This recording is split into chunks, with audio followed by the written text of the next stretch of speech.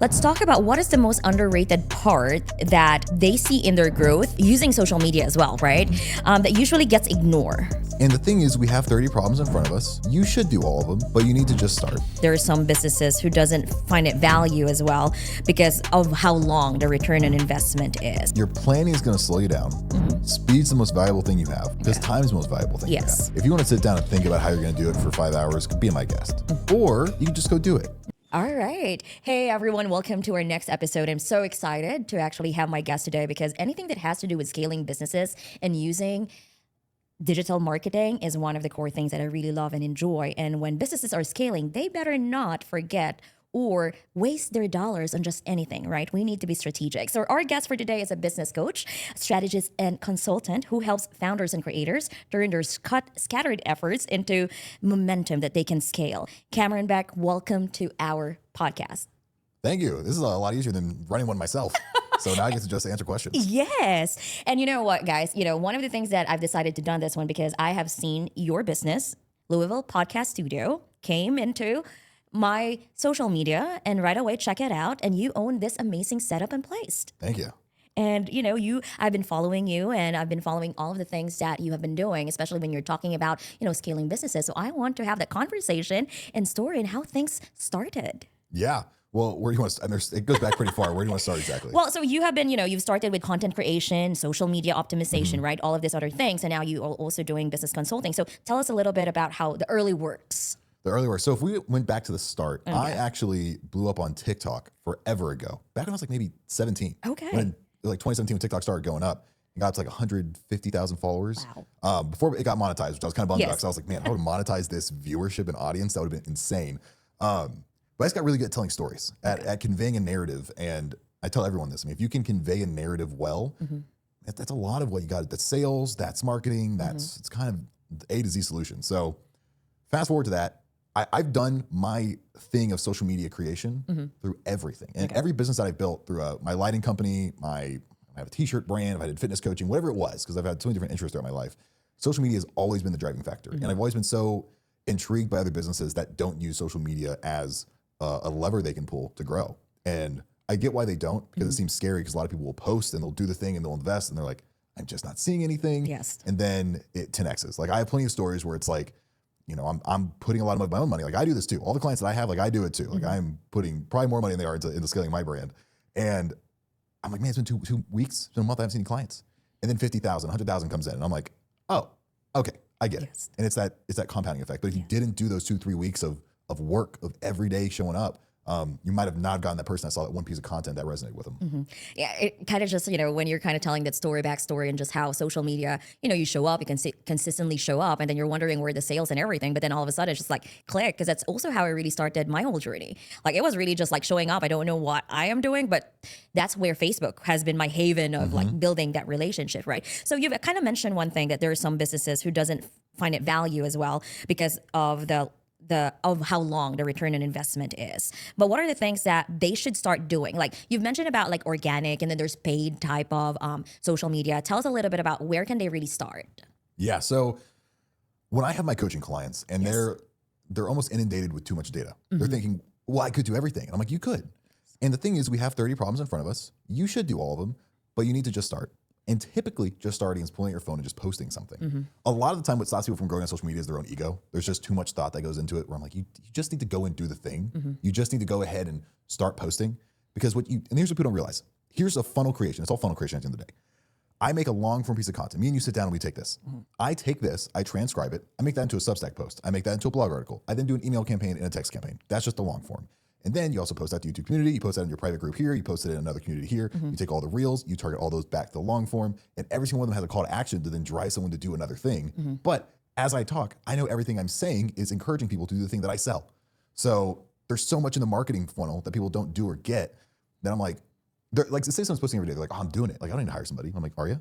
Are you doing it all? I don't think you are. Because I'm not even doing it all. And I'm the guy who does it. Because it's that much work and that much energy. It is. It really is. Just to think about that journey of from the time that you post to where you're going to send it out, right? And especially right now, following all the changes that are happening in the digital space, right? We started focusing on like one platform, and that's where confusion actually comes in. And I'm hearing then rather than search engine optimization, it's now search everywhere optimization, right? You're everywhere. And that's where I am. Sometimes I'm so exhausted though. Would you say if we are talking about platform based on for somebody whose business, especially like either a local business who serves local market, right? Do they start on a certain like platform, you think, like maybe Instagram or Facebook? What are your thoughts on that? So, I mean, I've made a lot of money in Facebook groups, surprisingly. Groups do great stuff. I've met a lot of talent, especially in a service-based industry, like when I was in film, killed. Now, a lot of my stuff is through the Facebook, like Facebook ads. I'll see a lot of return there. YouTube's great. I closed a consulting deal for like $15K last week from a YouTube video. That's awesome. I love that. Send those all day. So I'd say those three: YouTube, Instagram, Facebook. They're like really heavy drivers. And then other stuff gets more niche, like LinkedIn. Yes. I would almost count Gmail now as like a social channel because it's so robust, but I would say those three. So with everything as well that is happening between, because it can create busyness for business owners. They can get again into the rabbit hole of like creating content, doing all of these things. Like, do they really need to make sure that they have that plan and really, make it, how you hear it, right? You batch content or you do 30 days worth of content. But what I'm learning actually right now is a different thing, which we can dive in a little bit more with the services that you offer. But tell me a little bit about how would you tell someone who's starting in planning? The planning, I would say that your planning is going to slow you down. Speed's the most valuable thing you have because time is the most valuable thing you have. If you want to sit down and think about how you're going to do it for 5 hours, be my guest. Or you can just go do it. Let's make it to the equivalent of the gym. Are you going to think about how to work out? Are you going to plan your workout? Are you going to do all that? Or should you just start working out? And then as you keep doing it, then you implement the planning. And then you keep getting better. So most of the clients that you also work with are really high energy founders, right? These are the people that you work with. Now, let's talk about what is the most underrated part that they see in their growth using social media as well, right? That usually gets ignored, that becomes a problem. Becomes a problem. So you're asking me, what do my clientele ignore that ends up becoming a large problem for them? I would say the second someone starts doing something, they get really comfortable with like a baseline. Okay. And they're like, I'm doing it. Like, I feel good. And I'm like, because I am very blessed with the idea that nothing is ever okay, which is a little drives you mad. And then also it makes you really productive. So never be comfortable. Never be in the idea or mindset of like, I'm good. I'm doing it. The complacency. Don't be complacent. Yes. That is a very dangerous thing because your ads have leads, but you have new creative. Like, how many ads are you running? How much ad spend are you doing? Are you really attributing all the things right? Like, there's so much more you could be doing. And it's like, now we need to put more energy in here. Like, the second you're complacent, all right, great. You got to put more energy in this other thing now. Would you say then, because kind of talking back a little bit, because you mentioned as well, like, some business owners have too much data. But when they're talking about now, like, because you kind of mentioned about ads as well, what are the core data that they can look into so that they can know whether it's organic or paid, that what they're doing is actually working? Yeah. So when I say attribution means that I am attributing this person to this action. That I can then tie back this lead, this person wanted to buy from me, to this other thing. 1,000 ways you can do that. A really easy way of doing it is, hey, how'd you hear about us? That's a tag. You can attribute that to somebody. Dashboards that I have and I use for my agency are called agency analytics. It's my dashboard that I use for my meta ads and for my organic content. It gives you trends. It shows you what's going up and down and generally like what's the engagement like, what's the likes. And that's high level surface fluff, which is fine. It gives you like a really good general idea. But the level down is then figuring out, okay, out of the current customers that I have and who are actually paying me, where did they hear about me? And did that person then refer me a lot of their clientele? Because then you still attribute, like if I recommend Jim and Jim recommends 10 other people that give me money, but Jim found me through social media, all of that is attributed through social media. Like even if it still was a referral, that original referral initiated through social media. So if it's $100,000 in contract value, that's through Instagram or that's through this. So it's like, okay, that is my tag. That is what I'm attributing this to. I really love that one. It's really just asking, right? Like if you have a new lead, really asking, hey, where did you hear from me? And then you knowing that, okay, what you do on social media is really effective as well. So there's just a lot of moving parts right now that businesses do as well, right? When it comes to marketing, that is basically what I call just the acquisition or attracting them to be your clientele. But one of the things that most businesses now also forget is, how are they going to make sure that they catch all of these leads and the result of the activities that they do? What are your thoughts on that and the process as well, if you have any? Yeah, one of the easiest ways to do it is a software called ManyChat. Install ManyChat in your Instagram, and every time someone follows you, you send a prompt. And the prompt is this. The prompt says, hey, thanks for the follow. Quick question. Just curious, what made you interested in following me? I automatically send it to every single person who follows me on my Instagram, whatever it is. And they'll say, I like the content, or I'm trying to learn more. Or I had a guy last night who said, I'm looking for a fractional CMO. And I'm like, well, that's good. I mean, that could lead to a large contract there. Yes. So, but if you don't make that initial contact first, you're losing out on every follower you get. So that's like a super high level. Hey, if they're following you, DM them. Do it manually if you can't afford the $15 a month for ManyChat, or pay the $15 a month, which is absolutely worth it. Have ManyChat, and then automatically DM them. And then after that, you can do CTAs, which stands for call to action. And that is typically if you make a video or piece of content, you put in the copy, which copy is the description, or at the end of the video saying, if you learned something from this, it could be follow for more. It could be if you're someone with a struggle, I'm here to help you. Send me a DM. It's whatever. It's next steps for the client. But you need to make it very clear of what they need to do in order to take that next step to contact you. Yes, a clear call to action. And you yourself as a business owner understand what's the client journey, what the journey that they're going to go into. Now, for those who are not familiar with ManyChat, tell us a little bit, kind of mention about that. Yeah, ManyChat is a software. If you've ever seen on Instagram someone saying, comment the word blank and I'll send you the free asset, whatever it is. It's that. It's ManyChat. And there's some other softwares out there that are kind of doing it, but ManyChat's officially partnered with Instagram, which is nice. So it means that everyone goes back and forth on if third parties hurt your Instagram reach and all this other stuff. So it's nice to be like, okay, it is partnered. It's official. Everyone uses it. If you know any big creator, they are using ManyChat. Like you'll see it everywhere, all across their profile. Now, with somebody who's really decided, okay, I'm going to invest on social media, I'm going to spend more time, but at times, right, they get into the busy work of fulfillment, what they need to fulfill in their business. At what point do you think a company or somebody needs to outsource this in their business? When it's a higher leverage move for you to stop spending time on social media, then you can outsource. So like if you make more money doing like a sale, like let's say if you sell a product, and here's how I think about it. The reason I have a job is that people get clients on social media. Those clients are worth $10,000 a month. I charge them $3,000. That's why I have a job. Like that's the arbitrage there to an extent. So when you find yourself like, okay, I don't need to be posting. I shouldn't be doing this right now. I know it's a lever I can pull. Also if it's draining, that's a huge part. Be very, very protective of your energy. If you hate it, I love it. I'm all about social media. So like I'm a little different on how much I put into it personally. I will invest a lot of energy. But if that drains your energy, put that into something else. Put it into sales. Put it into email campaigns or whatever really gets you going. Like put it into that, outsource it because you have to do it. Every company should be on social media. Now, of course, right, as you outsource it, there are going to be multiple agency or fresh graduate offering all of this. What are some of your tips in order for them to, of course, they get through the experience, right? But really having a good partner that they can hire, whether it's a freelancer or an agency. What are some pointers when it comes to that? Yeah, I mean, this is a super important note because you can get scammed. I mean, people can take your money and not do a single thing with it. Yes. All day. I think it's important to talk to someone who's done the thing you wanted to do. Okay. One of my big selling points, I built a personal brand. It's my whole gig. I did it since I was like 18. So I can with a lot of conviction say, I will grow your personal brand. And this is what it takes. And, and it's really like, hey, if you give me more, I'll give you more. Yes. Where it's like, if you have a $20,000 a month retainer, I can expedite a lot of your process. Like there's a lot we can do. And then it's just that give and take of energy. Like I'll tell people all day and I'll consult them like, this is everything you should be doing. Yep. This is like, Gary Vee seems that he pays $1 million a year to just do that one thing. And that's what I try to get people's brains because it's really expensive. And I'm like, okay, yeah. These Fortune 500 companies who are doing it well are spending $1 million, sometimes $1 million a month. So that's where you need to figure it out. So as a client facing, get your expectations in line that, all right, this is what it's going to cost. And then trying to find a good partner, get someone who A, agrees with the vision and B, has kind of done the thing you wanted to do. Like I've done a lot in the health and fitness space. I've done a lot in the personal branding space, like podcasting now. Yes. Like I'll talk about these all day. If someone comes to me and they're like, hey, I want to do e-commerce. I'm not as big in e-commerce. Like it's not my bread and butter. Yeah. Like I can do it, but I'll be transparent. Like, dude, this isn't my bread and butter. I'd be happy to work with you, but they need to, if they're not admitting to their faults, then you're probably not going to find a great partner. Yeah, that's really true. Just be strategic and really be upfront on what you want to achieve because that's where it helps. Now, when we always say like marketing, it takes time. Ads, it does take time. What do you think is like their expectation? Should it be a month, 3 months, or does it also really depends on the money that they put in and everything? Like what you've mentioned, managing the expectation. How do you manage that one? It's hard because it's unpredictable to an extent. Yes. That I have clients I have a podcast who's doing a podcast for 2 months and then signed 10 clients. Like pretty good ROI. I have people who are just now starting to get traction. Yes. It really ranges. Now, it's a lot of so let's say, I can say this. If you do everything you're supposed to do, you will get clients your first month.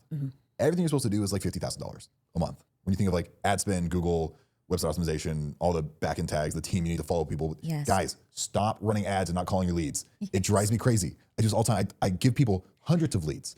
And they're like, well, they're not converting. And I'm like, have you talked to a single one of them? Have you said hi? And they're like, well, I called them once, they didn't pick up. I'm like, and you stopped calling them?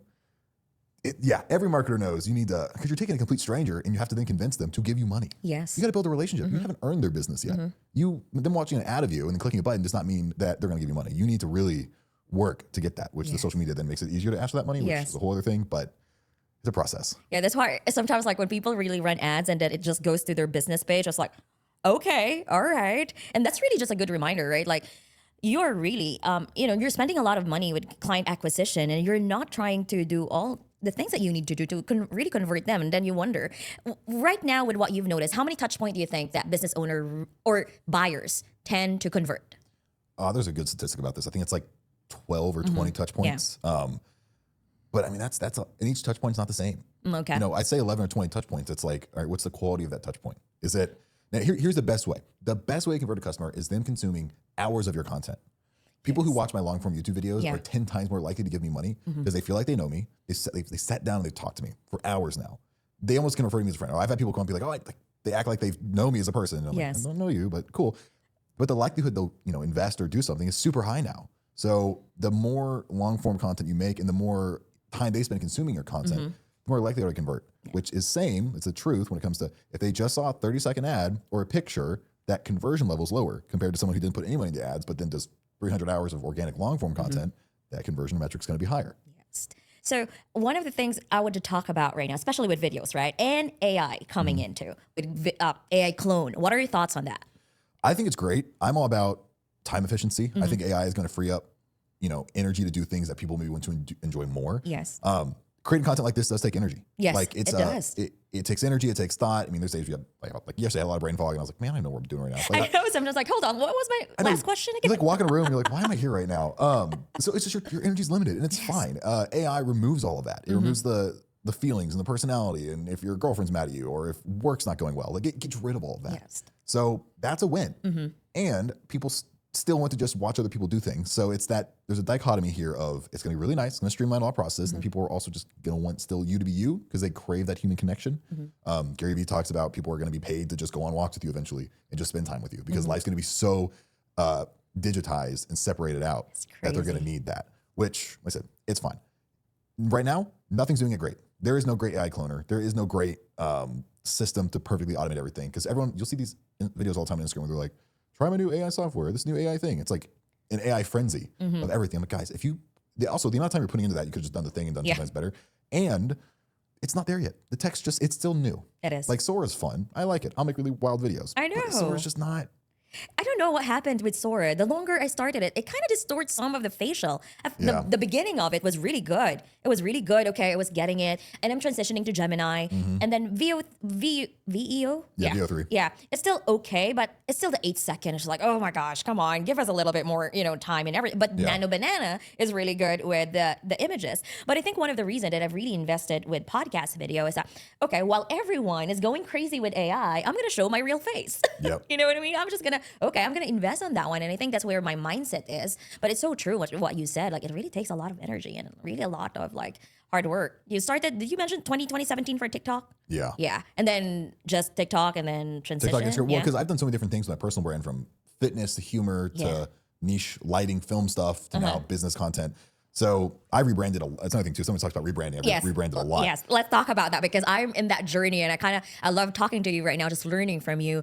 Because sometimes those pivot can go crazy on social media. And now I have 3 Instagram accounts for 3 brands. Like, okay, yes. All right, tell me. So when it comes to rebranding, it's a slow process. Like, here's what I get on my Instagram. I got hundreds of millions of views in the fitness comedy space, making funny gym videos. Okay. My entire audience likes funny gym videos. I'm posting educational, serious, how to scale your business content.